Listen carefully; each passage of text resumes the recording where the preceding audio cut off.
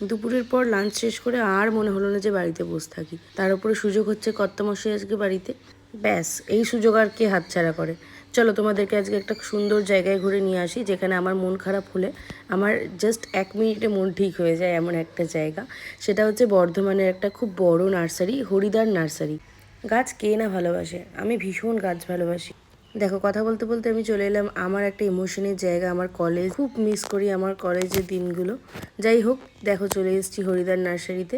আর দেখো কত সুন্দর সিজনাল ফ্লাওয়ারের ভর্তি। চলো তোমাদেরকে ঘুরিয়ে দেখিয়ে দিই পুরো নার্সারিটা।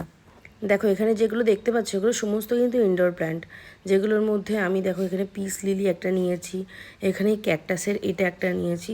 খুব সুন্দর লাগলো এইগুলো দেখে, তো এগুলো আমি নিয়েছি।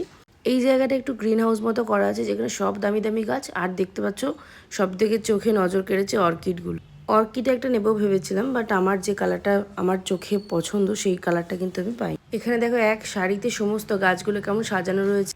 এই সিজনাল ফ্লাওয়ারের জায়গাটায় এসে যেন আমি একদম হারিয়ে গেলাম। ফার্স্টেই যেটা চোখ কাড়লো ফুলের রানী গোলাপ, সেখানে এসে দেখো এই এত সুন্দর একটা ফুল ফুটে রয়েছে একটা ছোট্ট গাছে। আমি কিন্তু এটা নিতে একদম ভুলিনি। তার সঙ্গে আমি হোয়াইট কালারেরটাও নিয়েছি। এখানে আরও সমস্ত বোগেনভিলিয়া, পাতাবাহার থেকে শুরু করে সমস্ত গাছ সারি সারিতে সুন্দর করে সাজানো রয়েছে। আমি চলে এলাম উপরের এই সেগমেন্টটায়, যেখানে শুধুমাত্র বোগেনভিলিয়া রয়েছে। আর শীতের সব থেকে নজর কাড়ে যে ফুল গাছটা হলো সেটা হলো এইটা। আমার ঘরেও কিন্তু বোগেনভিলিয়ার 3টে গাছ রয়েছে, একদিন সময় করে তোমাদেরকে দেখাবো।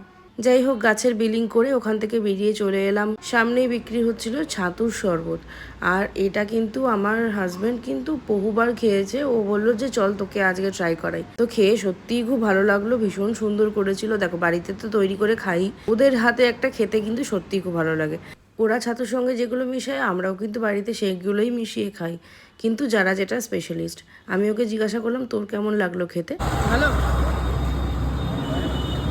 বাড়ি এসে দেখি গোটা ঘরের একদম ছত্তিচ্ছন্ন অবস্থা করে রেখেছে ওরা 4 জনে মিলে।